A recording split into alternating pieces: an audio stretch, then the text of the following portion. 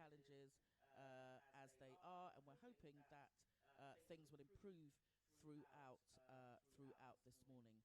So, guys, I've been away for a few weeks, and what a few weeks I have had. We'll be talking about that a bit later. I think that sounds a bit better. We'll be talking about what I've been up to a bit later. But first of all, welcome to today's show, a show entitled The Sound of Voices. The quote for today is, "He who is not courageous enough to take risks will accomplish nothing in life." A great quote from Marcus Garvey, of course. He says, "He who is not courageous enough to take risks will accomplish nothing in life." And today we're talking about those that take risks. And we've got two in the studio with us this morning. They may not see it as a risk, but I think to do something as opposed to doing nothing is a bit of a risk taking. So my special guest today, Kamal Lewis, a young author. I can't wait to tell you about his fabulous new book that is going to be launched pretty soon. Back in the studios, one of my favourite people, as you will know, we have got Leroy Wilson of Arima. But today he's talking about going solo alongside being in a group, and that's what I call taking risks. So Leroy's not a stranger to Chalk Hill or to the Let's Talk Show live, and he'll be joining us a bit later in the show. So I am absolutely looking forward to that. You of course know that reggae is my first love, and it's so interesting because I went for a phase where I thought I was a soul head, but actually I wasn't a soul head. I came right back to my roots, and of course, don't get me wrong, I love a little bit of soul and other genres, but I always go back to reggae. So we're going back to reggae today and talking about Leroy's journey. You know, I also love working with young people, so I'm looking forward to speaking to Kamal also. But guys, welcome to the Let's Talk Show live on the Chalk Hill Community Radio Station. The Chalk Hill Community Radio Station is all about keeping the community connected. And I gotta tell you, I have really been involved in that over the last 2 weeks. But today's show, of course, is sponsored by Lloyd Montague of Forever Living. Thank you guys for your continued support. To Bev, to Lloyd and the rest of the team, thank you so much.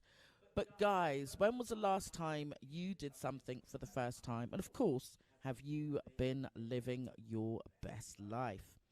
If you've done something new for the first time, then send me a message here on 07 956 548 781. That's 07 956 548 781. That's also the text number if you wish to get involved in the show.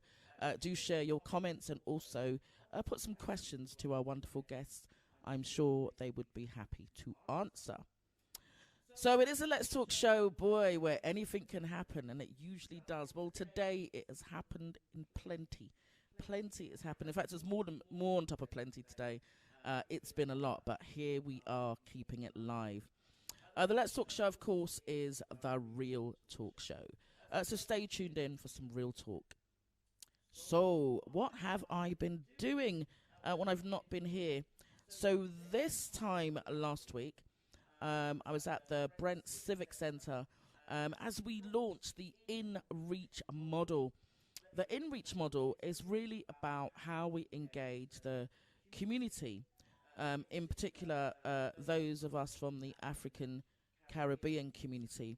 How do we connect with those individuals and engage them in health? So instead of outreaching, we're going in. It's the InReach model. So look out for some more of that in 2026. Big shouts, however, go out to everyone that was involved last week. Now, to say there were about 40 vendors and however many people involved in that, it would be a real challenge, especially today, for me to remember everyone that took part in that event on Saturday. So I'm just going to do one big, if you were there, thank you very much. If you weren't there but you took part in getting it all together, thank you very much also. So it's one big thank you today, so I don't miss anybody out. Then last week, Sunday, just because we like to keep it busy and keep it moving. It was the Walk for Life, Nines Health and Fitness Club. Now, I have to say, on a Sunday, with the rain pouring, 34 of you, in fact, I think all of you were African Caribbean. We don't do walking in rain generally, especially in the UK. It's not a thing you do.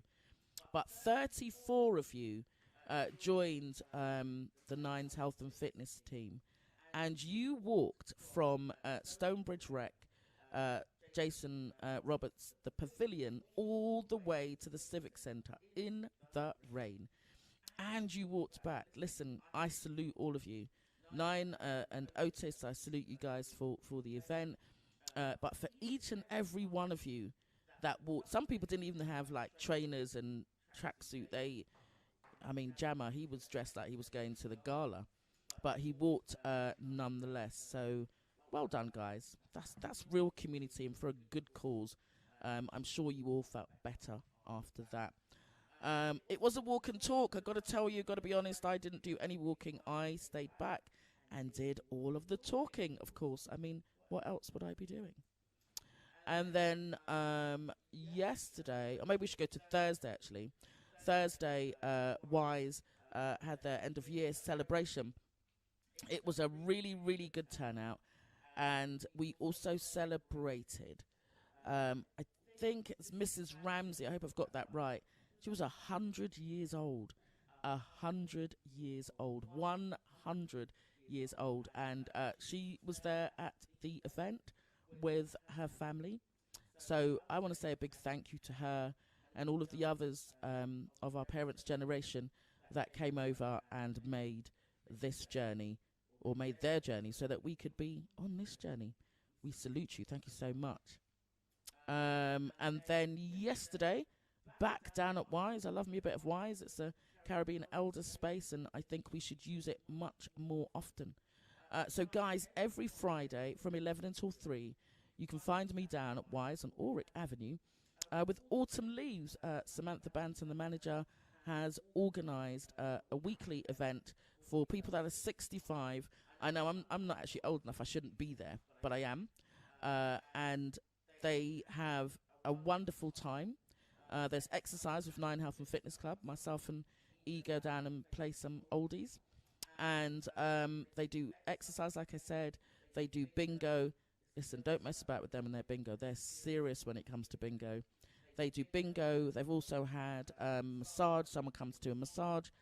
And somebody came down yesterday. We had Diana Collymore, who came down to talk about all things health, like healthy eating, and also given some information about benefits. So it's every Friday. This Friday, which I believe is the 19th of December, from 11 until 3, we'll be back down for the last autumn leaves of this year. We've got somebody coming down to do some poetry.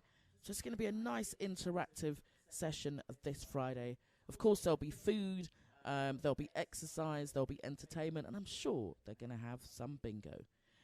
And also, if you don't know, a very nice little nugget about Wise is that they have their very own Caribbean front room. Come down, guys, and go back in time. You will absolutely love it.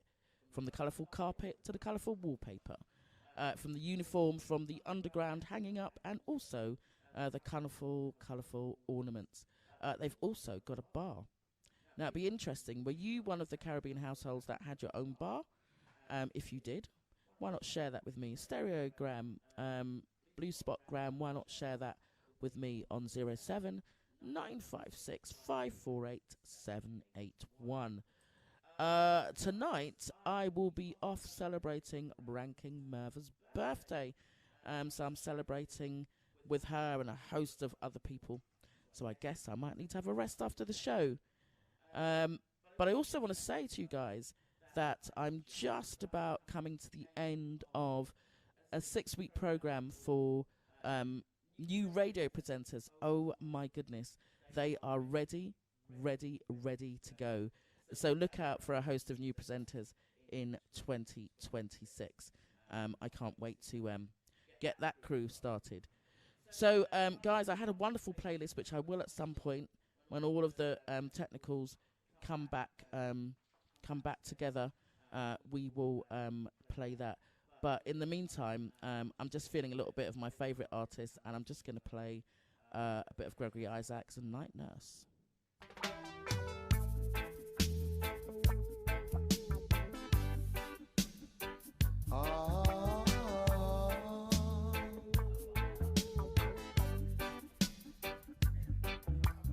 Tell her try your best just to make it quick.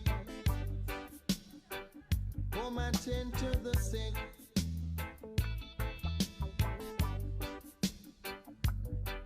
Cause there must be something she can do. This heart is broken in two.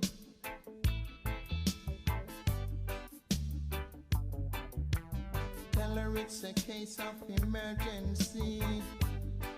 There's a patient by the name of Gregory. Night nurse, only you alone can quench this your thirst. My night nurse, oh gosh, oh the pain is getting worse.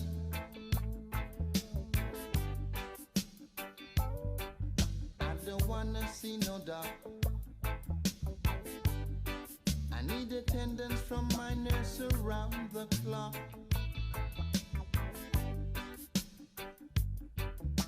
Cause there's no prescription for me. She's the one, the only remedy. Night nurse, Sounds of the Night Nurse, Gregory only you Isaacs. alone can quench this your thirst. You're tuned into the Let's Talk show live. My night nurse, It's all about the Night Nurse and Gregory Isaacs. pain is getting worse. I'm hurt by love.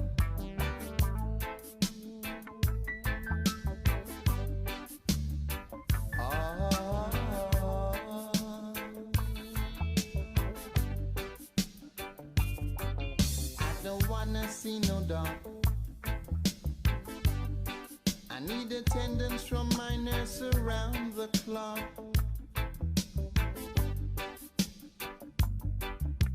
Cause there's no prescription for me. She's the one, the only remedy. Night nurse, only you alone can quench this your thirst. My night nurse, oh the pain is getting worse. I'm hurt by love.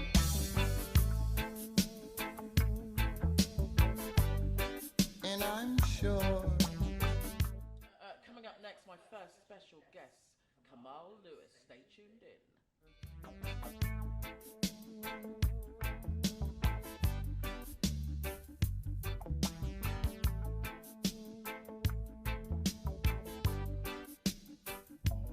night nurse, night nurse. Oh gosh.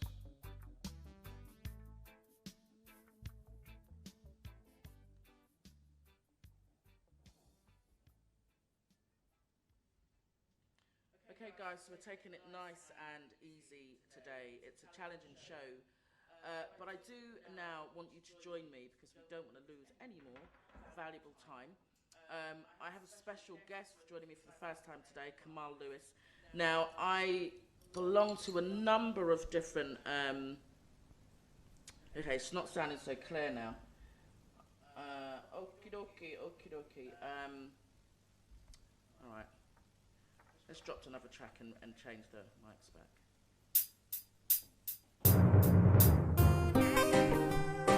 Oh, na na na na. Na na na na na na na.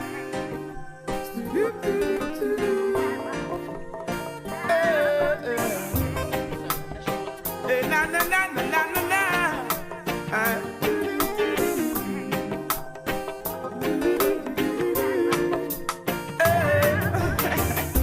A brown skin, girl, I wanna wrap you, wanna lock you in my arms and brown skin. Woman, I love the vibes, I love the spice, I love the passion you bring. Brown skin, yes, I wanna wrap you, wanna lock you in my arms and a brown skin. Woman, I love the vibes, I love the spice, I love the passion you bring. The way you smile, the way you retire, the way you take care of yourself. In every way you make my day, you know I want you for myself. I see in your eyes that it's me, it's only me can love you so, baby. Wonderful, wonderful track. Every direction in my songs, your name will be mentioned. I give you love, your name will be mentioned. I give you love and affection. I'm so glad that I made a woman. What a match, perfect combination. Multiply and bring forth a nation. I love you, baby, every day. Coming up next, my special guest, Kamal Lewis.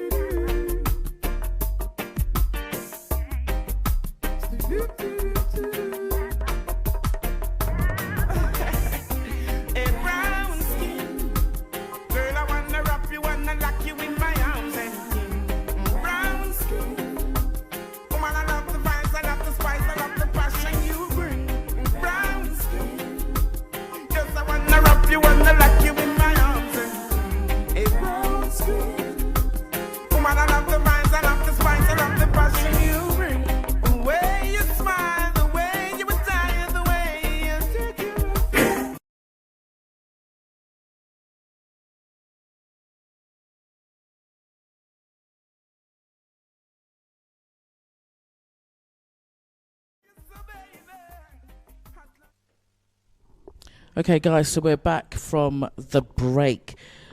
So we are working with some challenges today, but I think challenges make you grow. It's good for you. It gives you some new skills. So I'm developing some new skills today. And my guest, of course, is going to be joining me in developing of those skills. So for those of you that have joined us, welcome to the Let's Talk Show Live. I'm your host today, and it's your girl Blaze, of course. Today's show is entitled The Sound of Voices. And we hear voices in so many different ways. And two of the ways that I love to hear voices is by singing and also by reading. So today I'm fortunate to be able to have both of those happening in the studio today. The quote for today is, "He who is not courageous enough to take risks will accomplish nothing in life." I love that. He who is not courageous enough to take risks will accomplish nothing in life. And so I love risk takers. And one of the things we often hear people say is that there is a book in everybody. But what do you guys do with your books? They also say that the greatest ideas are often in the graveyard because we never live out our dreams. So my special guest today is Kamal Lewis. Now, I belong to a number of WhatsApp groups, and people share lots of interesting things. And I saw a text that was about somebody who'd written a book, and it was going to be launched. And I don't even seriously remember what the hook was for me. I don't know whether it was the age of the person, whether it was something about the book, but I was instantly drawn to ask for the person who'd shared it in the post to connect me with this young individual. I knew that he'd be great for the show. So, Kamal, thank you very much for joining me this morning, and also for your patience. I'm going to hand over to you now, but I'd like you first of all to just tell the listeners a little bit about yourself before we start talking about your book. So kind of, where did you grow up? What's your cultural heritage? And what are some of the things that you love doing? Okay, first of all, I'd just like to say thank you for having me on your show. I really do appreciate it. Feel very welcome here. So my name's Kamal Lewis. I'm born in West London. Grew up in West London. Bits and pieces of it was in Northwest London. I am of Jamaican and Grenadian descent. And, you know, my Caribbean roots are something that I hold with a lot of pride, very highly. I grew up in a family that had a lot of deep appreciation for a lot of our leaders, and just there was a focus on knowledge of self and who we are, having a pride in who we are, and just seeing and understanding the strength of knowing oneself and where we're coming from. Because I've always grown up to believe if you don't know where you're coming from, you don't really have any direction to where you're going. So my mother was very instrumental in that. My dad was very supportive of that. I was taught about all of, you know, my leaders, which my mother could teach me of, you know, even down to, you know, your Malcolm X's, your Martin Luther King's, your Marcus Garvey's, your Louis Farrakhan's, you know. And it was very important to me in just shaping me in the way I grew up to perceive the world. I always wanted to see, you know, my people come together, work together, and I always wanted peace. And I think growing up in this society that, well, I grew up in your normal council estate, had its goods, had its bads, but one thing which I always wanted for all of us was just peace, because we know the time which we live in, we know what's literally out there in the streets, and I had to give a lot of credit to my parents, because the love they taught me to have for myself and my own people allowed me to navigate the world a bit differently. So I didn't necessarily have to fall victim to a lot of that which a lot of our young, particularly black men, fall to. It doesn't mean I didn't meet troubles. It didn't mean I didn't get into any troubles. But just being able to see my black brother as my other self and my black sister with more respect, I wasn't necessarily inclined to that which a lot of our young people are misguided to lean towards. And I don't say that with a chip of my shoulder. I just say the appreciation and the importance of it, because other people who I know who grew up with that appreciation was able to navigate it the same way. So I always give thanks and credit for my parents instilling that into me. And you know, I just hope and wish that, you know, we all are able to inculcate that same sort of teaching and method of teaching into our other young people that are coming up after us. Okay, so that was a really good, full, strong introduction, and it's so important. I'm sure your parents would be very proud of the answer that you've just given about who you are as a result of them being your parents. And what's great is that because all of that wonderful stuff was instilled in you, it's now that the baton's been handed to you for you to do the same. And you and I had a conversation around the importance of kind of knowing, you know, who you are and you know, how you now live your life. What was it that what do you think was a challenging moment in your life where you really had to kind of tap into the voice of mum and dad? So, you know, sometimes you get a bit swayed, but there's the voice of mum and dad that lives in your head. Were there any moments where you felt like, I really need to tap into that voice?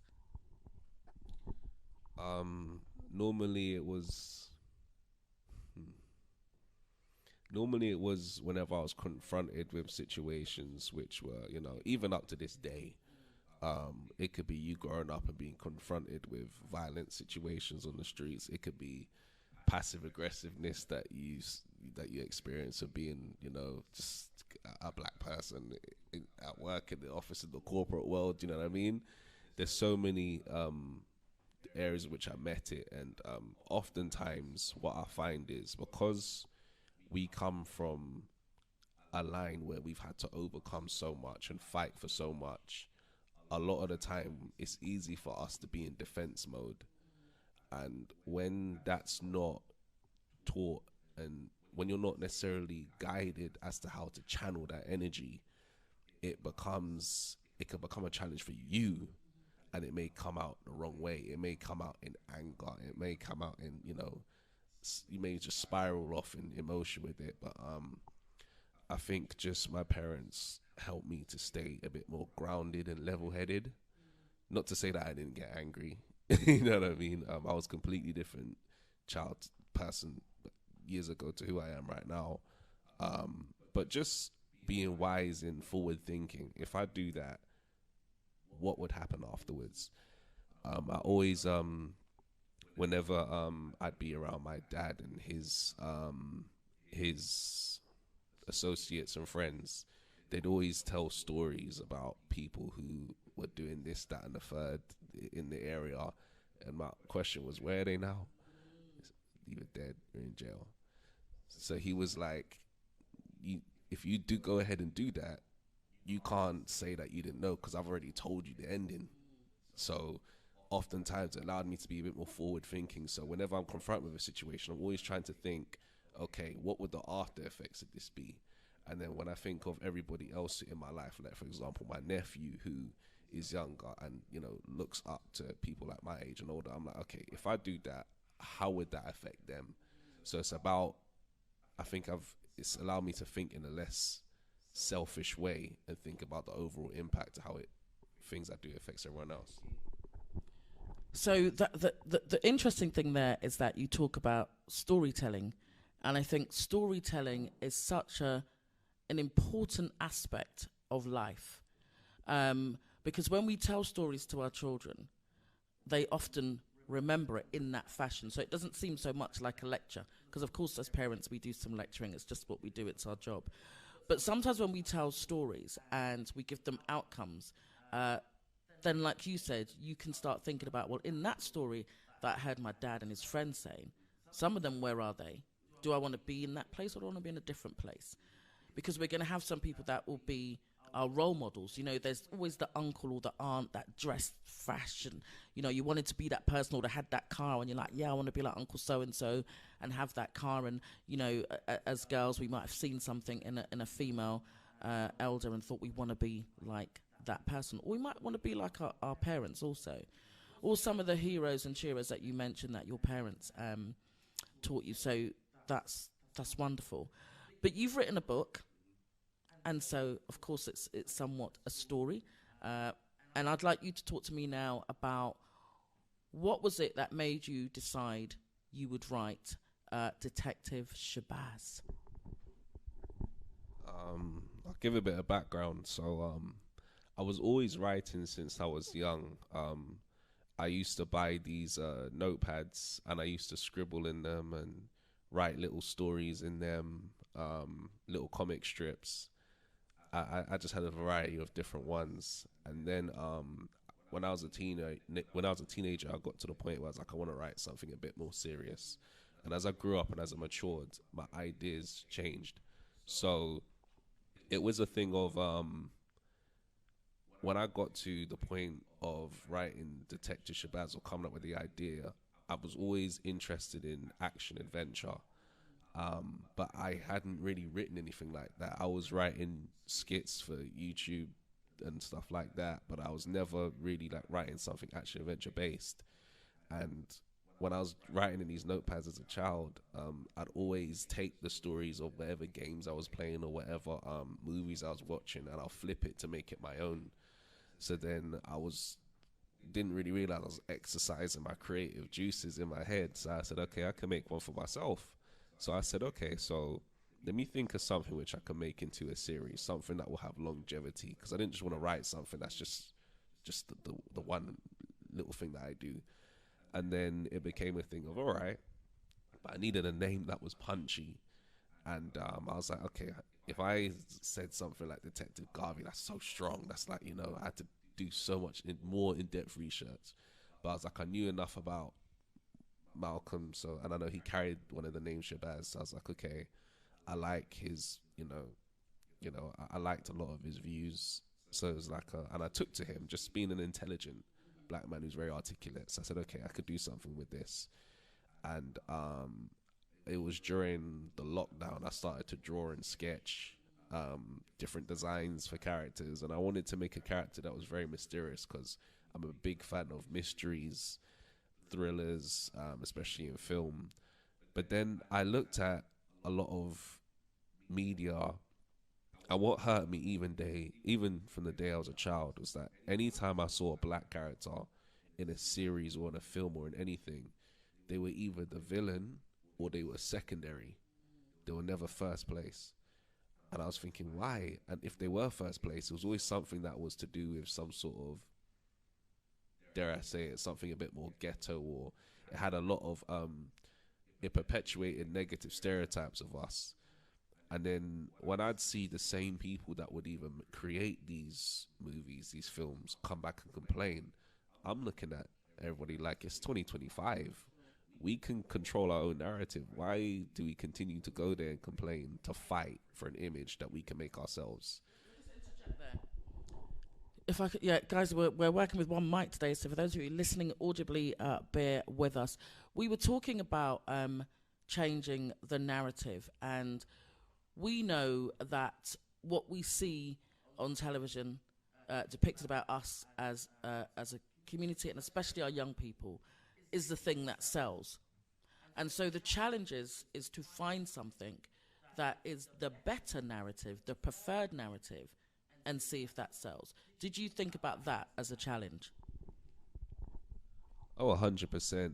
I think a lot of the time I did feel the pressure of even writing because, especially in our community to start off with, it's a female-dominated sort of space for black writers, not a lot of black for authors per se. And I saw challenges in the sense of, would it be necessarily acceptable? You know, a lot of the time you hear the stereotype of, young people saying, "Oh, I don't read." So I was thinking, okay, there's not really going to be much of a market. So I had to think of a plot. I had to think of a story that can build the bridges between the so-called urban and link it to something that's a bit more conscious.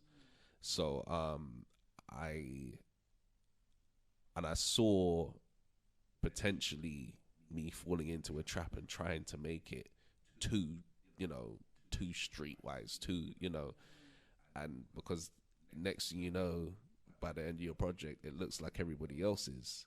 So I think there's a thing of maintaining that integrity that we all want to have, and us remaining grounded in your mission and what you want to do. And I think it's so important as an author to have their mission. Are you doing it just for you? Is it a thing of vanity, or are you doing it because you actually want to contribute to causing change, affecting change, and making it visible for everybody else to say, okay, cool, I can write something like this and I could put it out there. And whether it gets 1 million or 10, it's doable. Let me just ask you, because you were talking about kind of trying to find the balance, right? Is it going to be you sticking and being really serious about what you intended? And, integrity is a huge thing. And it takes real power, strength, and tenacity to say, this is my belief, this is my view. It goes against the grain of some of the other people. It goes against the grain of my peers. But I'm really serious about this, and I really want to get this out. What was the audience that you wrote for? So my target audience is coming of age and up. Reason being, it's not that the book contains anything necessarily explicit, but it's something that it delves into a lot of things which a lot of mainly adults will be able to understand. So, for example, the book delves into Detective Shabazz becoming a marked man, who he only learns about that after he learns he's inherited a particular type of gold. And I wouldn't expect necessarily like a 7-year-old to understand stuff like inheritance and power of attorney and all these sort of aspects. But in terms of that action that's in it, I think something that, I took a lot of direction from, how even movies set their audience as well. Because, for example, you have your average superhero movie. They're normally, yes, children do watch them, but they're not always targeted for children because of the action that's in it. You don't want it to be too gruesome or gory. So, I aimed it, this is the thing, a lot of authors say, yeah, my book's for everybody, but you can't do that. You know what I mean? This is not a book that's just for black people. I created it as a book that, yes, it has black characters, it has white characters in it as well. However, my main thing it's for mystery lovers, it's for action lovers, it's for thriller lovers, and I've got a lot of aspects of, small spells of comedy, small spells of what you'd find in horror, little jump scares, to put in it. I tried to get a good fusion of all of those categories and genres and put it all into one, which would help me to build that bridge between the so-called conscious community and everybody else who, might see fit in reading something more urban than something that's a bit more, awakening. Wonderful. I feel compelled as your elder to say that also in our challenge, it's about staying true to ourselves. And you quite rightly said this whole thing where people say it's for everybody. You're right in saying it's not for everybody, but I just wanted to add a tone to that, to say that we must really be encouraged to unapologetically say who it's for, because too often we have to say it's for us and everybody else, when we find everyone else doesn't say it's for them and us. It's just for them. It's just for their community. That's who it's for. And I want to encourage that as a people, we get better at saying just what you said. It's not for everybody. But that we top it with the cherry by saying who it is specifically for. If it therefore ends up in the hands of other people, then it ends up in the hands of other people. But I'm really full on encouraging us as a people to say, this story is for us. This piece of comedy is for us. It's by us. It's for us. This song is by us. Whoever else picks it up after that, so be it. But in our storytelling, in our narratives, in our ways of sharing and talking about our work and our craft, I just want to encourage people to say it is by us and it is for us, full stop. Because that's a full sentence, full stop. So I do want you now to, I've asked you to read an excerpt from your book. So do you know which bit you're going to read already? Okay, so I'm going to hand over to you to read a bit from your book. I was thinking really about kind of the days of the Marvel comics and that kind of thing, and it reminded me a bit of that. But let me hand the mic to you, and if you can read an excerpt for us. Thank you. So this is very early on in the book, because I don't want to ruin it necessarily for everyone, but this is a part where the main character, whose name is Mr., his actual name is Mr., so it's Mr. Shabazz, he's actually being pursued by the elites. He's being targeted by criminal gangs because they learn of his future inheritance. So I'll just read a small excerpt from it.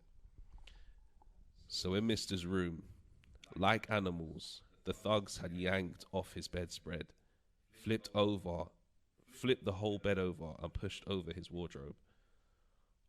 On one of them entered the master bedroom, and as little Mr. apprehensively curled himself up, as small as he could beneath his parents' clothes, he could see one of the men approaching him through the keyhole, as if he could smell the hot fear oozing from the pores of his skin in the closet. He was a black male roughly in his late 20s with small dreads, fairly wide shoulders, and a toothpick in his mouth. The young boy began to panic and did his best to hold his breath as taught. With the wickedest grin, the man could see the ambient glow from Mister's necklace. Mister slowly tried to tuck it away, hidden with his shaking hands, but it appeared too late as the man was looking through the keyhole from afar, unknowingly right into Mister's frightened young eyes, like a predator that had cornered its live prey. Mister's heart was so out of control, it could have been bouncing sporadically all over his body, and the battle against the fear in his heated blood had become too overwhelming for him to maintain his position in silence for much longer. The man got closer and closer. Mister gasped, and his knees started to quiver. Tears of fright dropped from his eyes as he felt life slipping away already. This moment could be his very last. No, no, his mother whimpered beneath her breath in total fright as the man placed his hand on the knob of the closet door. "Get out of my room, you crooks," she screamed, and became hysterical, trying to break out of the hold with all her strength. The man aggressively threw the doors open with soulless eyes and the grin of a demon, almost salivating to do wickedness. He then reached for the clothes covering the vulnerable child to see where the glow came from. Mister's heart stopped. There was no escape. "There you are," his sinister eyes seemed to say. That was very well read. So it was intriguing.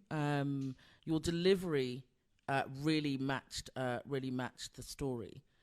And so I'm sure that you could do, if you have not yet done, an audio book to that. Because I think that would be a great... Because, we were talking about some people read, some people don't. Some people read this type of thing, some people don't. I think that now, with lots of podcasts and with Audible, that would be a great story for young people to listen to. When are you going to launch it? You haven't had your launch yet, have you? So I'm officially launching it on the 17th. So that's on Wednesday coming. But we did do a pre-launch, which was just a taster for for everybody at the Black British Book Festival in October, which was, I think, is headed by Selena Brown. And the reception blew my mind because everybody really took to the front cover. And the plot that it had to it, a lot of people just looked at it and said, wow. And the book almost technically sold itself. So, we're gearing up to that. We're going to do it's a virtual launch that we're going to do. So it's going to be via Zoom. So, it's a total free registration. You can register yourself, on Eventbrite. You just type in Detective Shabazz book launch, and you can register yourself from there for free. And we'll have special guests on there, everybody who was involved in the book, including the illustrator Calvin Ruan, who done an excellent job illustrating the characters, and Winsome Duncan from Peaches Publications, who helped me to get the book published. Nice. So Wednesday 17th, what time? So it'll be from 7:30 till 9 o'clock. Okay, unfortunately, I'm going to be here celebrating with the presenters. We've got a presenters night on Wednesday. Otherwise, I would, of course, have logged in. But all the best with that. We're going to play your song now. So because of all the technical hitches, I'm just going to check I Can Chronics. Yes. Okay, super. Tell us why this was your song choice. Because the first two verses in that song on Chronic says, "I know where I'm coming from and I am blessed." And I think just, again, having that pride in who I am and where I come from, my roots, my West Indian roots, but also as a black man, it stands to this day where I can wear it proudly in a world where we're made to feel so insecure about our differences, our appearances, and some of the setbacks that we may have in this society. Just knowing that it's also our superpower, and that we as a people, we come from a lineage of so much creative people that even throughout our pain, we can create great things that could really impact the world and shape the world. We have a lot of power. Us black men, us black women, we have so much power and influence beyond what we can understand. And as long as we can tap into it, then, we can bring out the best. I adore this young man. So we're going to play I Can Chronixx.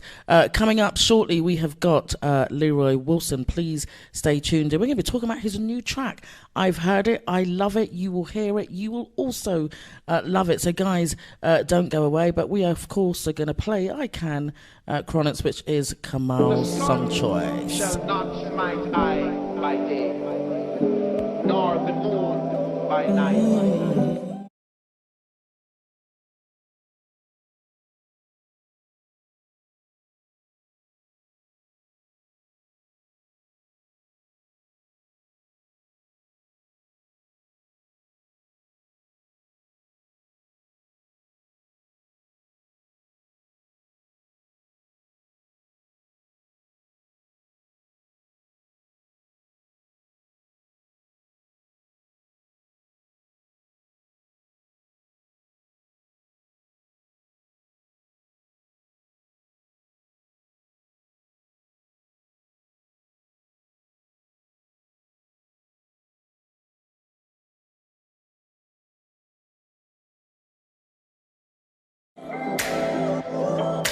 With my two hands in the air as far as I can.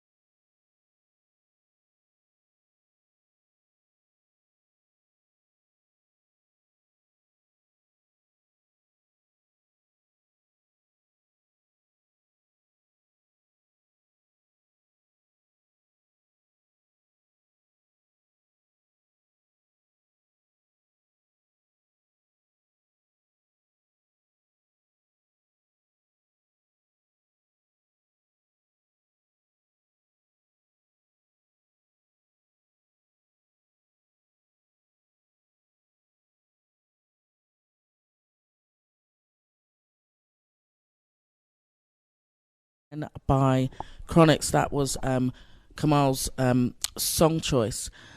Kamal, where would you like your book to end up? What would you like to happen to Detective Shabazz? Boy, I'm willing to have it go as far as it can be, really. If it goes beyond the book, I could definitely see it on screen. But yeah, I wanted to get it in book form first. But yeah, that's the vision. That's something which I'd love to see. But we'll definitely see how far we can take it, you know. But yeah, even if it's I'm not sure what the comic book strip scene is like right now. But I do believe, but based upon the way it is drawn and illustrated, I know that it would look nice on it. But yeah, if there was a sort of live action thing for it, yeah, I could definitely see that. And that's the way I've tried to write it, so you can actually envision it. And luckily, the reception's been good, where people say they can see it in that form. So yeah, I say there's a lot of potential for that. So yeah. That's wonderful. And the thing is, to have vision is important. To dream is important. I was told to dream until I was feeling scared. So if you don't feel scared, that your dream's not big enough. And so if you imagine that you had a dream in the first instance, so you created a book. You know, tell me what it was like actually when the book arrived in the cardboard box on your doorstep, if that's how it arrived. Tell me what it was like when you saw the book and was able to tangibly touch it in your hand. It has your name on the bottom. It's your book. It's your title. It's the illustrations that you had created for the book. Tell me what that day was like. Man, I remember I came home from work, and then there was this big box, and I carried it upstairs, and I'll never forget. And when I opened it and I felt it in my hand, I was like, what? Like, I dropped it instantly. I was like, this is crazy. Like, my whole idea that I had in my head is finally here. First of all, there was a draft version, because you normally get the names escape me, but you normally just get like a drafted version where it's not for resale. It's got this little tape thing over it. And then when I actually saw the real thing like this with the gloss finish, I was like, man, this is so unreal. I never wanted to let go of it. Like, it was one of the best days of my life. But the biggest one was when I was at the book festival, when I saw the level of appreciation for it. It was just out of this world. I was on cloud 9. I couldn't believe it. But I think because a lot of people don't know that the journey of being a writer or writing a book is so it's a very lonely space. Like, no one claps and congratulates you for writing a really good chapter. You know what I mean? Like, it's all in your head, and you got to make sure that it makes sense to others just as much as it makes sense in your head. You know, writing is so messy in the beginning, and then you have to keep going over it and refining it and cleaning it up. And so then when I finally saw the product in my hand, which I could hold up and carry, I was like, man, this is totally different. It's like it's like your own little child, you know? Sure. Yeah. So I'm glad I asked you that story, because you took us on a good journey as to how that made you feel. And it's interesting because you're right. Nobody claps you halfway through. You don't get no applause, and probably the only feedback you're getting is probably from, you might have a friend that reads it, or that, you know, the person that's going to help you to publish it, but you don't really know what it's like and how it's going to land. And like you said, it's laborious sometimes, because you have to go over those bits that you've already written, and that chapter that you thought was finished, you have to go back and do some bits. And I often hear people talk about writer's block. So my final two questions to you: did you get writer's block, and what was it that motivated you on the days when it's feeling like no one's clapping after my chapters? This touches me in a very sensitive way. I can't say I suffered from...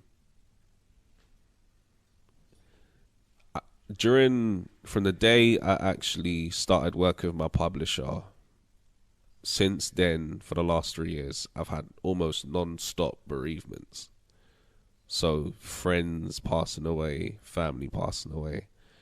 And I think in those moments, it made it difficult for me to even want to write. And sometimes as creators, it spills into your work, you know? So there was times which I just couldn't see myself writing anything because I'm just so overwhelmed with what's going on in life. And, you know, and then, you know, you just got to do the normal adulting. You got your jobs and all that stuff, you know, and your responsibilities. And it became a bit more of a heavier task to get it out because you have to be in the right space to do it. And I'd say that's what became harder, but I think it was also my motivation. You know, losing some people who are very near and dear to me in my life, it was like, okay, I got another reason to actually do this, and I would have just loved them to have seen it. You know, because this is like a journey within myself. Like every author goes in their own journey. Even J.K. Rowling, she went through homelessness and, you know, with a child. And it took her about 5 years to write the book, from 1990 to 95. And Harry Potter only came out in 97. This took me 3 years. But I conceived the idea, I think 2018. And then I had the characters in mind. And in lockdown, I started designing them. And then my publisher was like a book coach. So she was just coaching me, you know, what can you do with this and this and the other. And then I decided to go with her to actually go and get it out. And a difficult thing which authors go through is that we find it hard to finally give the book away. Because it's like your child. You know, you have a lot of pride in, I don't want it out yet. And, you know, you could get into the space of, no, I need to make it better. I need to remix this or revamp that. And I had to do quite a lot of that. And then once it gets to a point of satisfactory, I'd say you're always going to find, you know, things that you can change. I'm my worst critic. I am probably so hard on myself than anybody else could be on me first, you know. And that's why, another reason why I could not rush this. I couldn't just, you know, but I felt like 2025 was the year where I was like, no, I got to let go of this child, man, because it gets heavy. I got to tell you, as parents, we have to let go of you as well. And I'm sure your parents have let go of you, but not totally, because we never totally let go. Listen, some wonderful answers. I'm super excited about your journey. Your responses have just been so fulling. And I've really felt those responses, like personally I've felt them. And so I really want to wish you all the best with Detective Shabazz, with the launch. And I want you to keep that vision that more will come, because maybe it's going to be a series of, you know, Detective Shabazz Part 2, Detective Shabazz conquers something wonderful in Gambia or Ghana or somewhere like that. I can see how your journey is really just beginning. But thank you for sharing the fact that you talk about your journey that starts with your parents and how they educated you and supported you in your knowledge of who you are and the black heroes and sheroes that have made things possible for us today. You are now on the map as somebody who has the baton, and you need to pass this down to, like you said, your nephews and your youngers, and also your peers. And I think it's going to be a wonderful read. I hope you bought my version so I can have a wonderful read of it. Did you remember to bring a version for me? There is my version. So, guys, listen, I've got my own copy of Detective Shabazz. If you want to get a copy, message me here on 07956 781. It's not a giveaway, by the way. It's not a call up, and it's not a giveaway. This is if you'd like to purchase a copy, I should say, of the book. And I would encourage you to do so, because it's important for us to be able to do that. So we're going to hand it over very quickly for last words from Kamal, and for him to also say how we can get hold of him and how we can purchase his book. So you can go onto detectiveshabazz.com.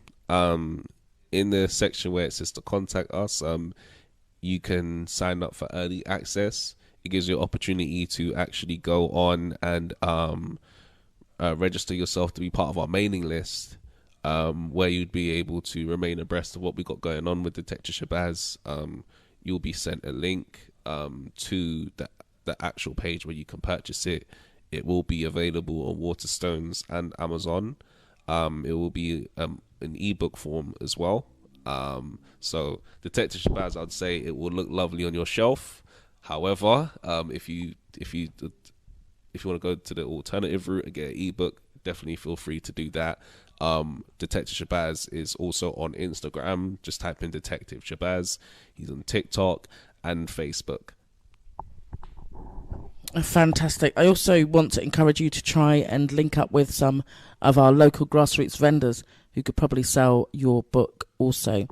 So Kamal, listen, thank you so much. It's been a wonderful interview and I've loved spending time with you today, and I'm sure it will not be the last. So guys, thank you for joining us for the first part of the show. The show is entitled The Sound of Voices, and the voice that you heard so far this morning was that of Kamal Lewis, a young author with a wonderful book that is going to be launched this Wednesday. But guys, check out Detective Shabazz on Instagram, TikTok and other platforms. Today's quote, though, goes simply like this: "He who is not courageous enough to take risks will accomplish nothing in life. He who is not courageous enough to take risks will accomplish nothing in life." We can see that young Kamal has definitely taken a risk, and he's written a book, and I hope that you guys are going to share and be part of his family. And we're going to play Family just like this.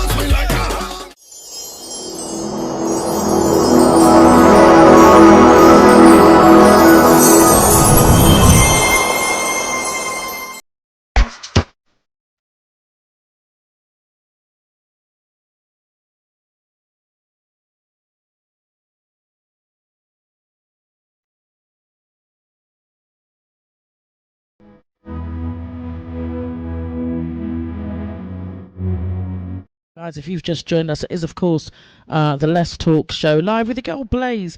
Today's show has had a wonderful, wonderful start. We've had a young king, Kamal Lewis, talking about his first book that he has published. There was a question about how much the book is. The book is priced at £10, and I'm sure it is going to be a series of adventures. It sounds very adventurous, and I'm sure there's more to come from young Kamal. But guys, if you have just joined us, it is a show entitled The Sound of Voices. The quote for the day is, "He who is not courageous enough to take risks will accomplish nothing in life." I'm really excited about being back in the studio this morning. I love when I have what we call return custom. Return custom. When people come back to the show, that tells us they've got more to tell us and they've chosen us to share their journey.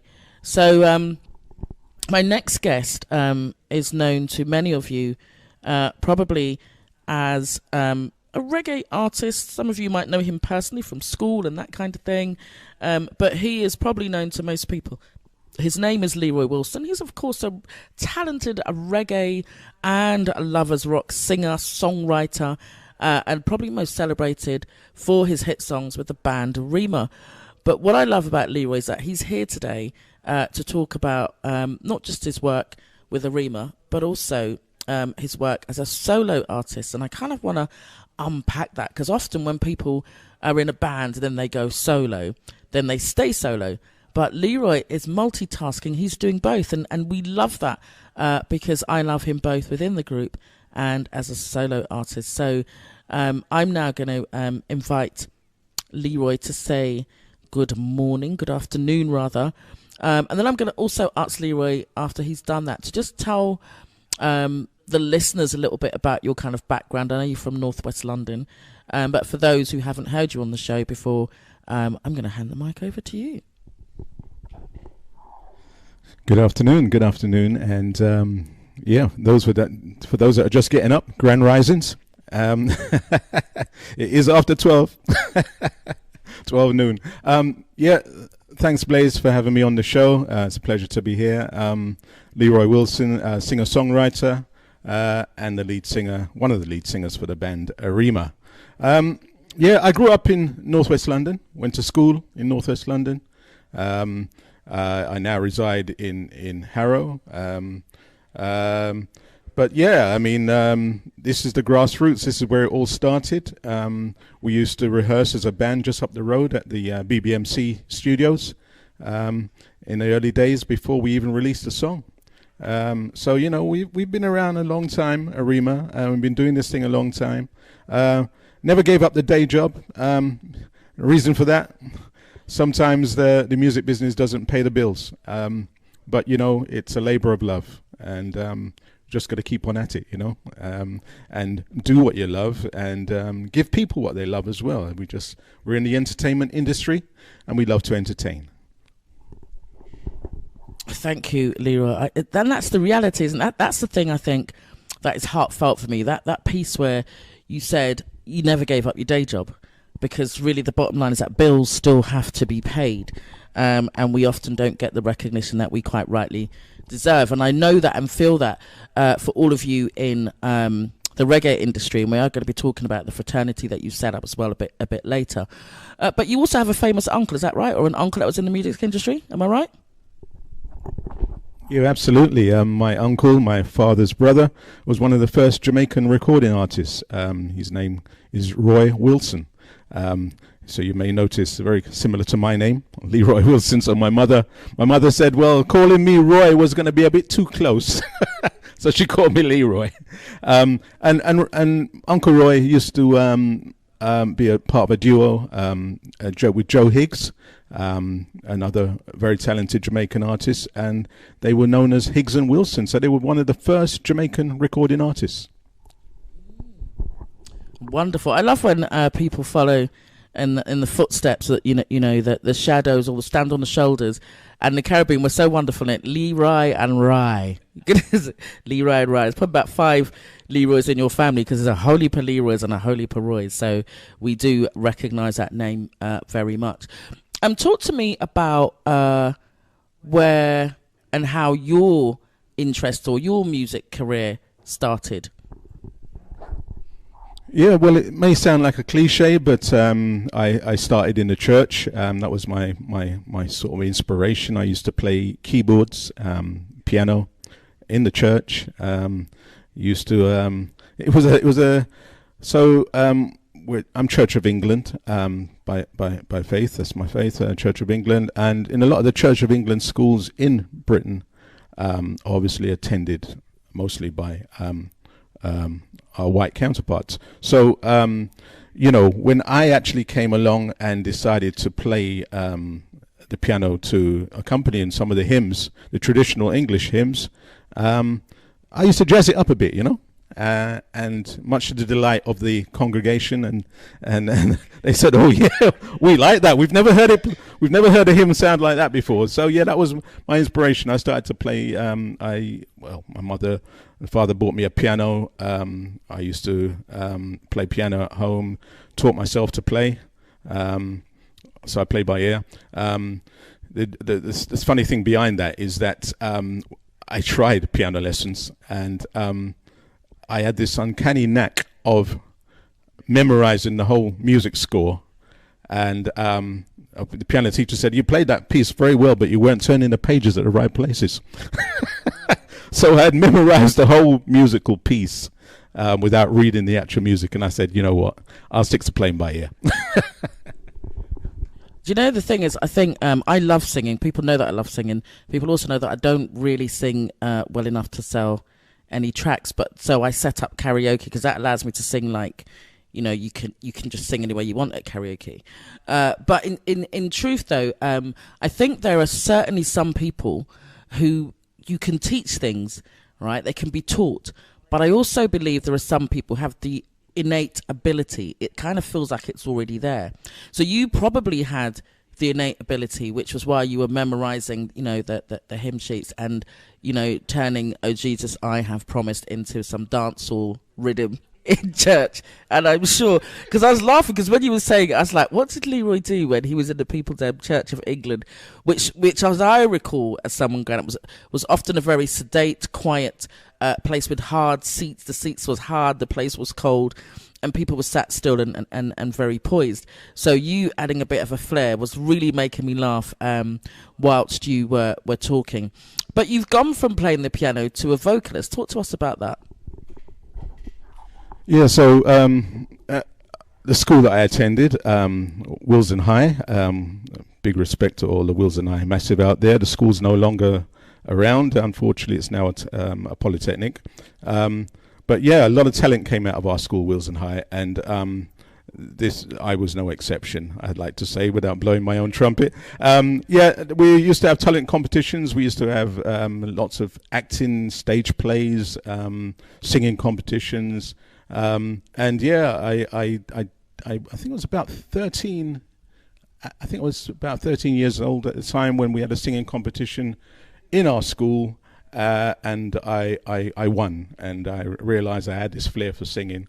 I was a big John Holt fan at the time, because in our household, everybody remembers the 1,000 Volts of Holt, John Holt's bestseller album, and I think I learned most of the songs on that album and actually sang one of those songs and won the competition.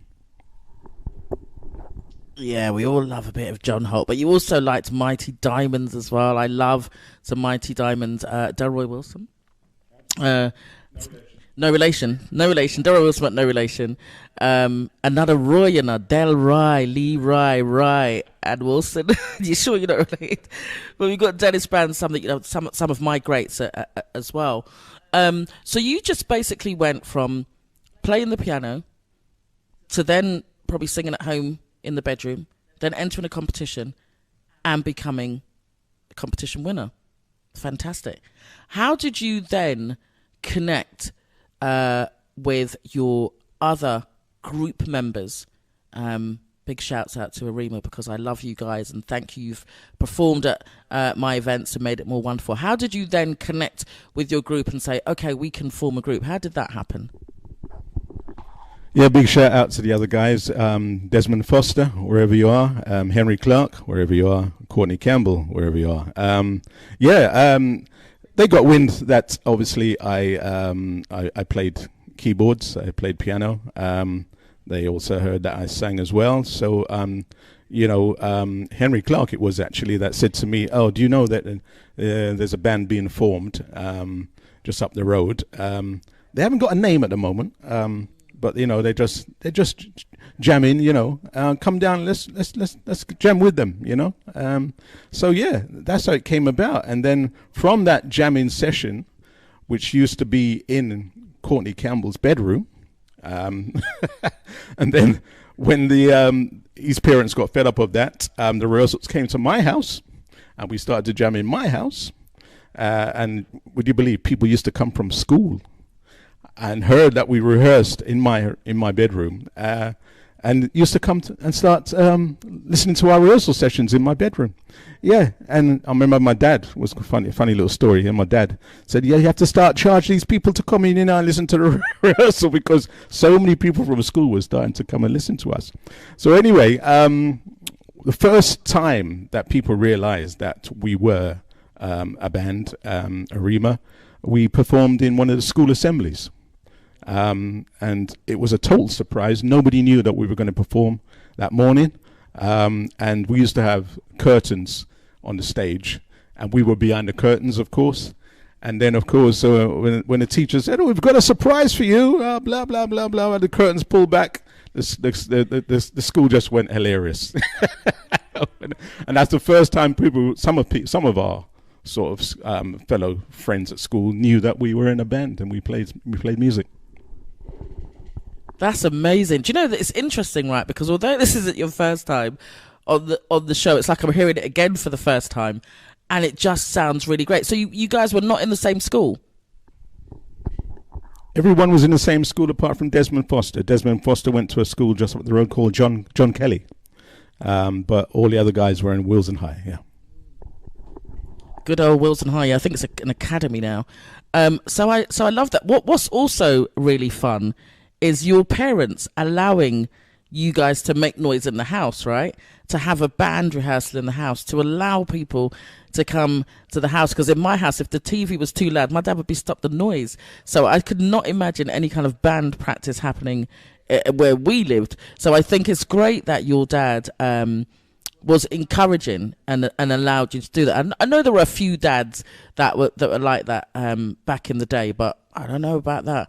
But people come into your house, your dad's saying you should charge them. You see what I love about dads? He's getting you set for business and look at you now. And then the school assembly. So guys, listen, I think we're going to just touch an Arima track now, just so we can continue on the vein that Leroy has started, taking us back in time, just like this.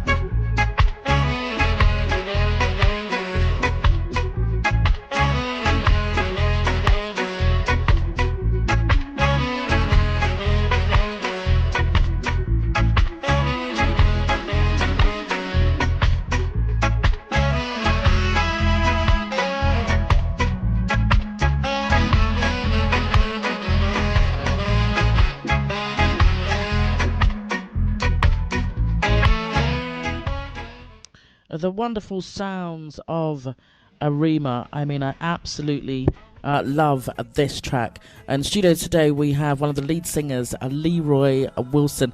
In fact, he comes from a long line of Roys and Wilsons. There's the Delroy, the Roy, the Leroy. I forgot to ask him his dad's name. But we were talking about the fact that I was quite surprised that his dad allowed him to have people practicing in the front room. But tell us the upshot of that, Leroy. Yeah, well, sadly that didn't last too long because eventually my dad said, hold on, the ceiling looked like it's a crack up. From the bass spin, the bass too loud and it's a crack up the ceiling, so you guys have to move your rehearsal somewhere else, I'm afraid.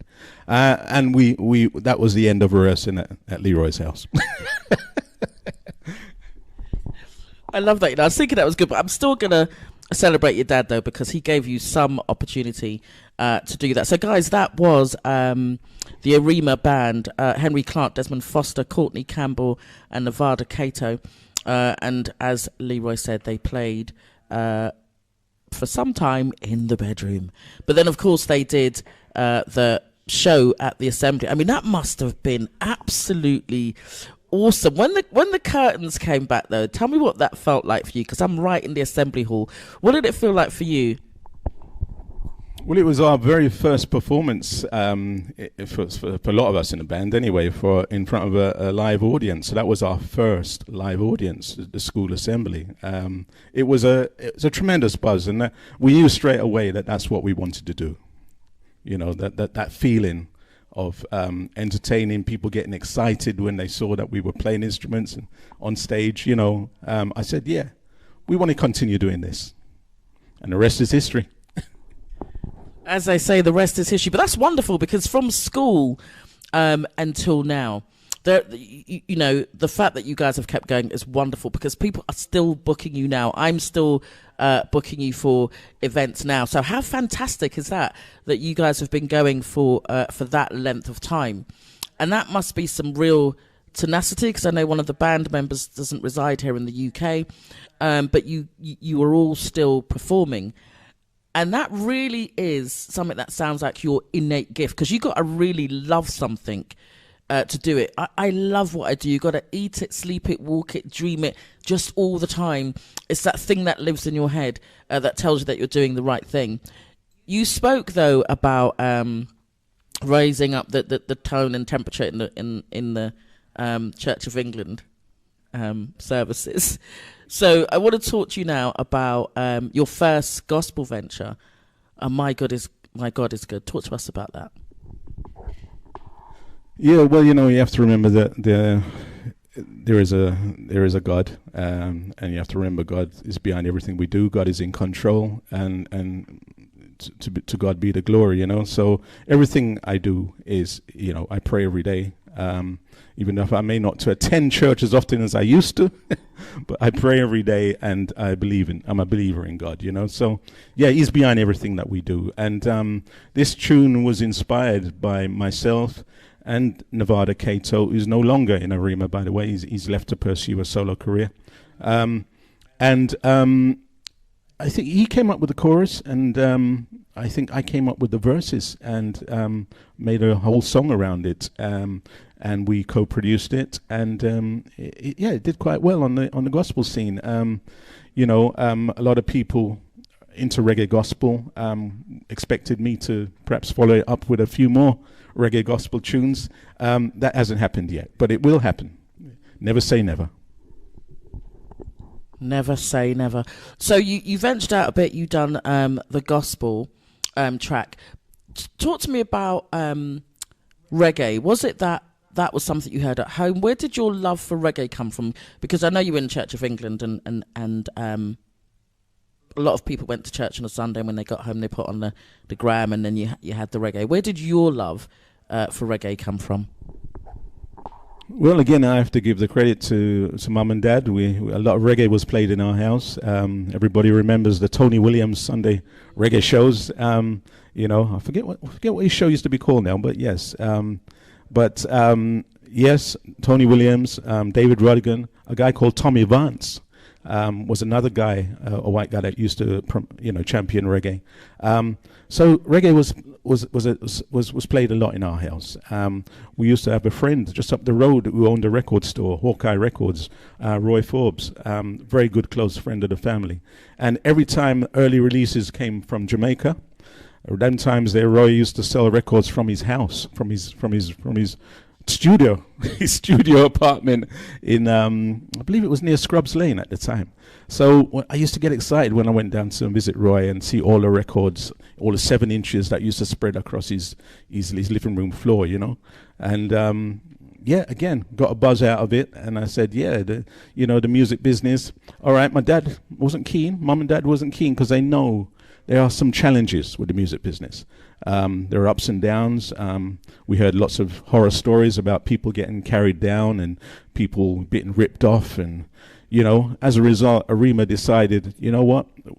We don't need a manager. We had a road manager, a guy called Lance McKellar, who used to sort of transport us and all the instruments, would you believe, in the back of a white van up and down the country to do various shows. But apart from that, we've always managed ourselves. We never had a manager. It's just, it's like I said to you before, I just wish the music business was able to help you put food on the table. It sadly doesn't for a lot of musicians, and reggae does tend to get a bit of a fight as well, as you know, there used to be a reggae category in the Mobos, for example. No longer any reggae category. What's that all about? So reggae always gets a fight. But, who God bless, no man curse, and we just have to persevere, Do thank you for that the young people have this saying, make that make sense. How can you have the music of black origin without a reggae category? What is that? And there are so many things that are just so tokenistic. But I think one of the things that builds strength and tenacity is those journeys that you talk about were you not in the back of the van, you're saying? Yeah, with the instruments. Yeah, with all the equipment and the instruments, in the back of the van. I mean, that was our apprenticeship. We actually we were a support band to Gregory Isaacs in the late 70s. And we'd see Gregory and his crew and the Roots Radix band, which was his backing band at the time, in luxury coaches up and down the motorway. And of course, the luxury coach would go whizzing past us, our little white van, with all the instruments and us in the back of it. But that was our apprenticeship, and you can't take those things back. That was one hell of an experience. Do you know what, Leroy? I didn't realise you being so comedic, but it's fun. Sorry, I didn't want to laugh, but I can see you like the Rolls Royce of transport past you, and you guys are in the van. But you made it, and you shared the same platform with some of these greats. And sometimes you just got to start rock bottom to get to where you are. But so I commend you guys again, because despite the fact that you weren't in the coach, you got to the venue. Sorry, you got to the venue.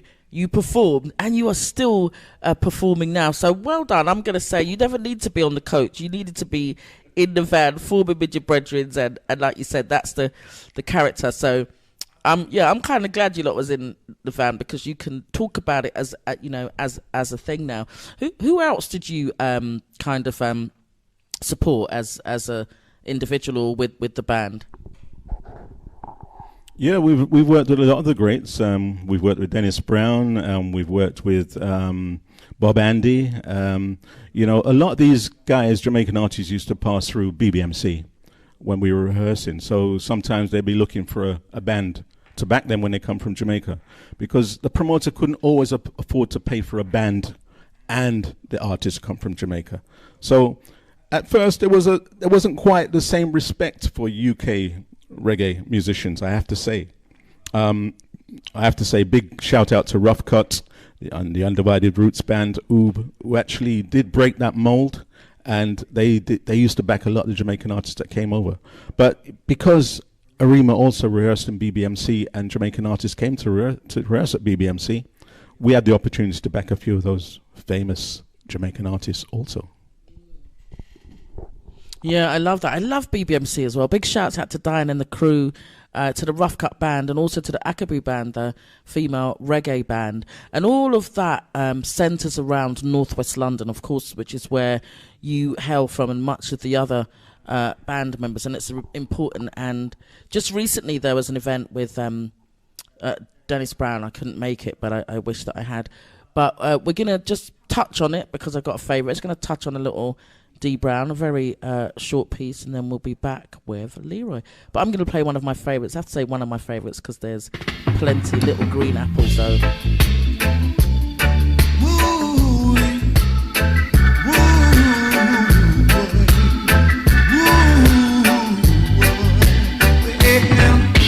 I wake up in the morning with my hair down in my eyes, and she says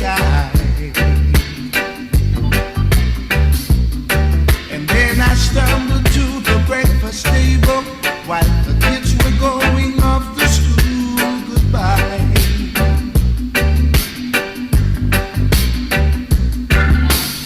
She reaches out and takes my hand, squeezes it and says, how you feeling? Oh. And then I look across her smiling lips that warms my heart and see my morning sun. And if that's not loving me, then all I've got to say,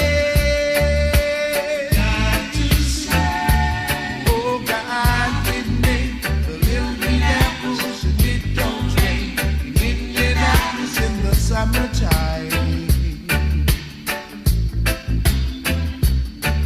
There's no such thing as Martha Sue's, Disneyland and Mother Goose ain't no nursery rhyme.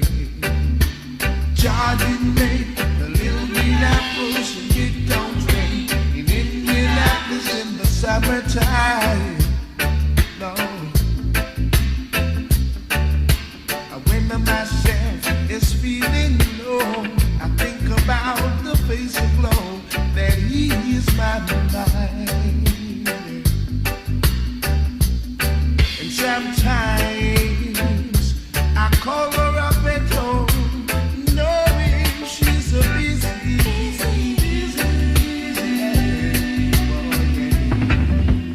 Ask her to get away, bring me some back of sorry guys, I couldn't risk it. This is an absolute favourite of mine, but we could only touch a little bit of it. But of course it is Dee Brown. Oh my gosh, the Green Apples, I absolutely love it. Guys, if you've just tuned in, my special guest is Leroy Wilson. I can't tell you, this is not his first time on the show, but he's really making me laugh today. His recall of his life journey has very much been a bit comedic. And I love a bit of comedy, but I've also loved, the reminiscence of the idea of him travelling in the back of the van. His dad telling everybody to stop the noise now because they're popping down the ceiling.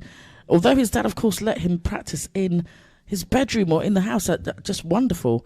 His dad spoke to him also about time to start make some money, and Leroy went on to say that wouldn't it be wonderful if he could have given up his day job because his love of music started back in the Church of England church where he played, self-taught actually, played the piano, and then went on to slightly address that and make it a bit more easy on the ears for those others who perhaps weren't in church at the time.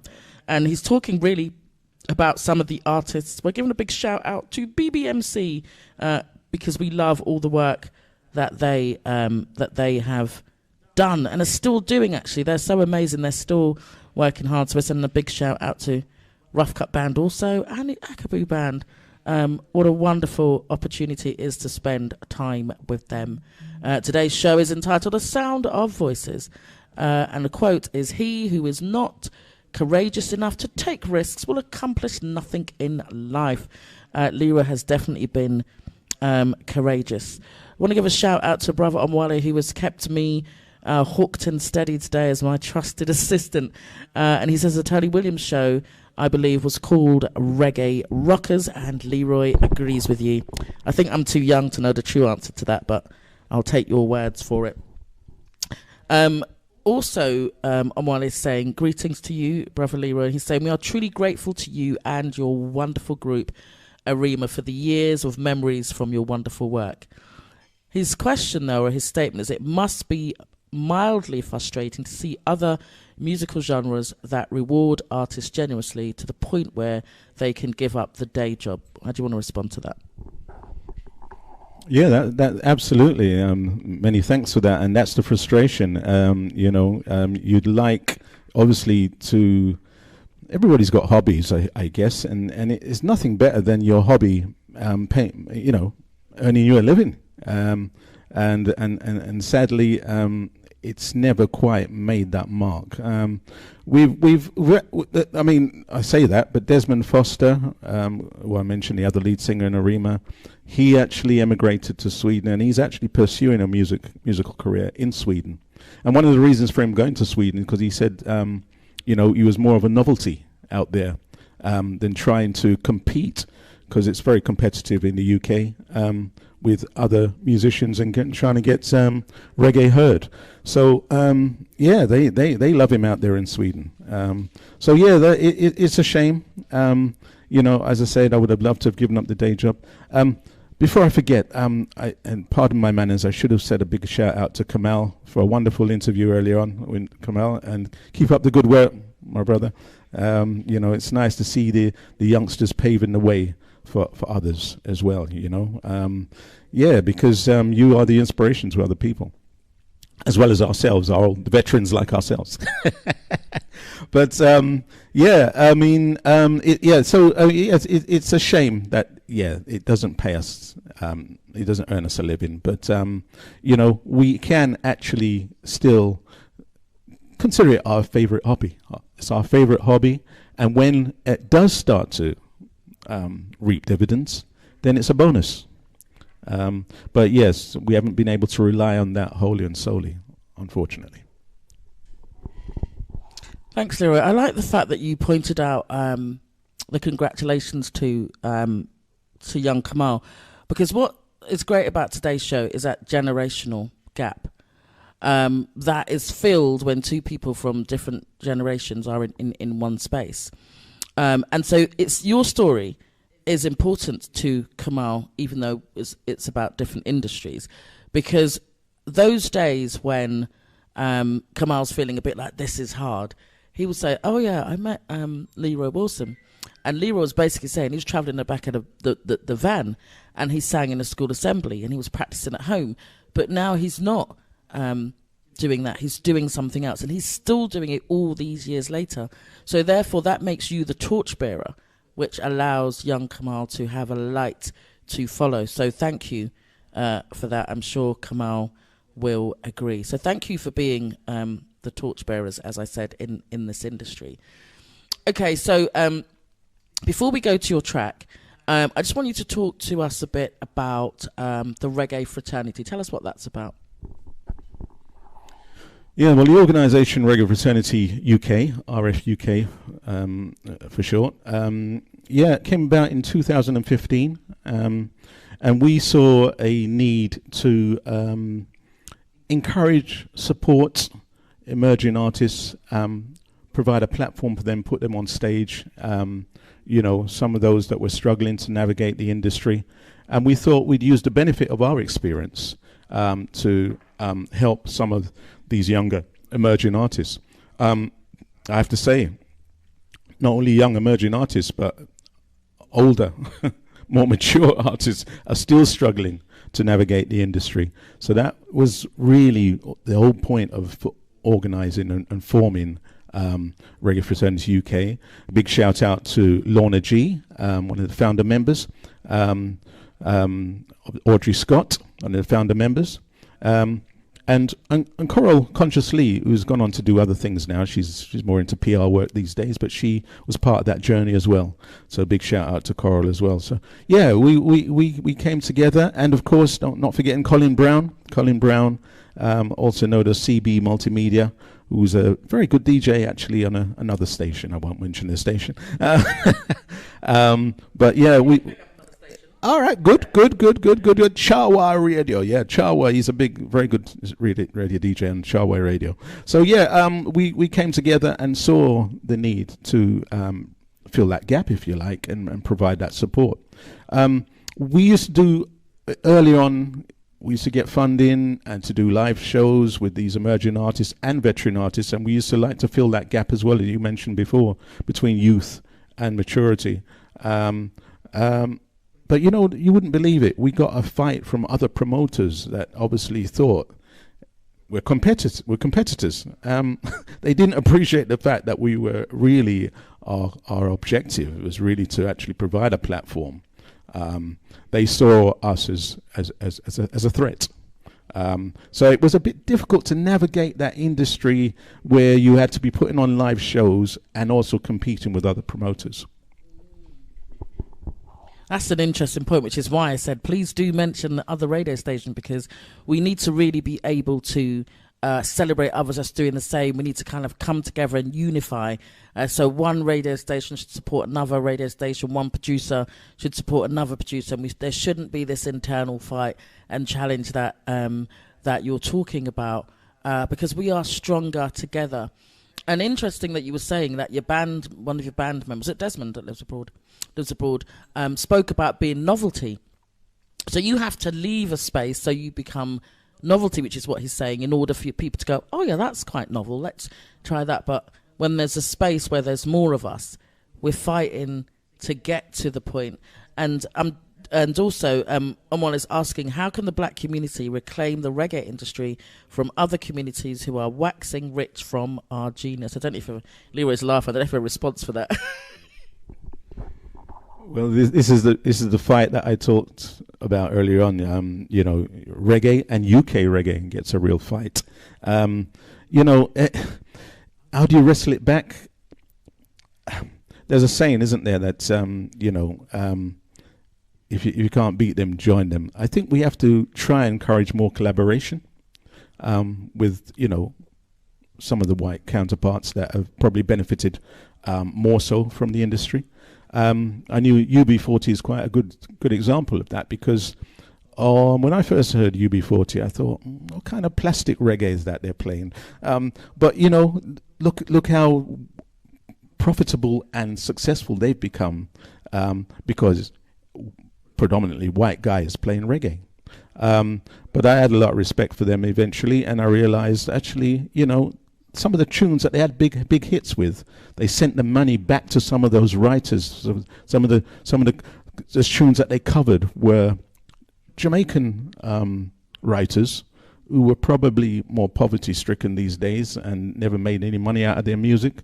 And UB40 have covered some of their tunes and actually made sure that they benefited. So, you know, you can't knock it. So, yeah, it's all about collaboration, Blaze, you know. We have to work with these other people that have been more successful. I'll give you another example. There are a lot of David Rodigan haters out there. Because they think David Rodigan has made more success out of our music than some of our own black producers and presenters. But David's a brilliant presenter. David knows how to tell a story. He just happens to be a white guy that loves reggae music, and you know, and he's very good at telling the story about his first love of reggae music. So you know, you can't knock some of these people that are unfortunately been more successful than us, and we just have to continue the journey, you know. Yeah, and as my mother would say, take what we have and make what we want, you know. Eventually it will come to us, it will come home. I think that was a very deep question with only a short space of time to answer it. I mean, we could do a whole show on that, because some would say different about other people gaining on the backs of others. And sometimes we find ourselves in a place where We just have to settle, because that's the only option that we've got, and I find that challenging to the point where it could be another show. But because we haven't got time for another show on that, and maybe that might be a show. So thank you for that question, Omwale, and thank you, Leroy, for answering it in the way that you did. But we have not got our full usual 2 hours today, so we're going to be bringing the show to a close. But I want to now speak to Leroy about his new released track. Is it released actually yet? Yes, it is released. You and Me. So I'm going to hand over to you to talk to us about that track, and that will be the track that we end the show with. I do want to shout out to Coral as well, because Coral's been also very helpful to myself at the Let's Talk show and other productions and etc. that I've done. So thank you, Coral, for all the work that you do. So Ilya, I'm just going to ask you then to talk to us now about You and Me. Yeah, so one of my other sort of loves apart from reggae music is my first love, but I listen to a lot of R&B as well. And I heard this tune when I was out called You and Me in R&B style by a gentleman called Glenn Jones, and I thought that would be nice in reggae, Then I thought nothing else of it, and a producer, his name is Colin McNeish. He's also famous for producing quite a lot of Michael Gordon stuff. Michael Gordon, the former lead singer of the Investigators. And he said to me, I've got Michael on this rhythm. Would you like to write a song over it? I said, yeah, well, send the rhythm, let me hear it. So he sent the rhythm over to me, and I said, you know what? The You and Me, one of my favorite R&B tracks, could work on this rhythm, and that's how You and Me came about. Would you believe? When I did my research, I realized it wasn't Glenn Jones that wrote the track. Actually, it was a white band. So some of you connoisseurs out there who think you know everything, it wasn't Glenn Jones that wrote the track. And there was another guy that did You and Me was a guy called Rocky Robbins. He didn't write the track neither. Who actually wrote You and Me is a white guy called James Pennington, who used to be in a white group called Exile, a U.S. white group, a U.S. soul group. So, yeah, that is the original writer of You and Me. But, there's no reggae versions out there, and I thought, reggae being my first love, let me give it the reggae lick. Nice. I think that's what I liked about Tony Williams days, to get some good reggae cover versions on a Sunday. And, those of you that know me know I love a cover version. I also see that there's a You and Me Leroy, Betty Wright and the Roots. Do you know about that one? We'll have to look at that one. But, guys, I want to say a big thank you to my guest today, Kamal Lewis, who's the author of Detective Shabazz. Please look out for his book. And I do want to really say thank you to Leroy. He's really turned up the end of my show today with some laughs and some good spirits, and taking me right back down memory lane and giving us some insight. And to hear today, Leroy's talking about life in Northwest London, and going to school locally, and meeting the band, but then also going solo, but still performing with the band. You've spoken about the challenges of driving in the back of a white van. That scene reminded me of Only Fools and Horses. Sorry, they've got that little. They've got it was a bigger van than that. His time of on the motorway and the big soups in the big coach, and them in their van with the instruments. He talks about the curtains pulling back at school, and the audience, the assembly just being super excited to see them. He talks about BBMC, Rough Cut Band, Akaboo. He sends shouts out to his publicist, Coral, and all of those that he's mentioned, the greats, the John Holtz, the D Browns, and all of that. So I just want to say thank you so much to everybody who was tuned in today. We are now going to end with You and Me by Leroy Wolf. Did you have any final words, Leroy? Actually, sorry.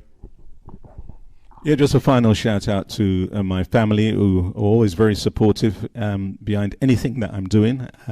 My son, Ramon Wilson, my mother, my sisters, Angela and Jennifer.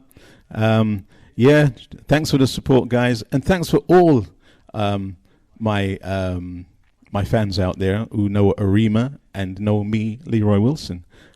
Big shout out to you guys. You know who you are. Love you all. Is your son's middle name Leroy or Roy by any chance? No. Roman, you got where you're not a Roy, but you're still a Wilson. Listen, shouts out to everybody for tuning in. It's your girl Blaze, and I'm out just like this.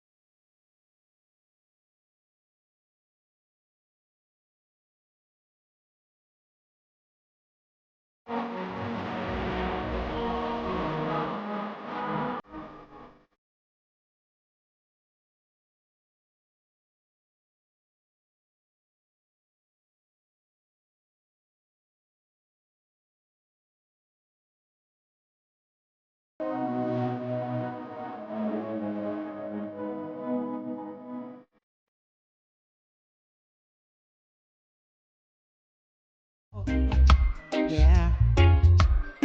Oh, baby, you and me.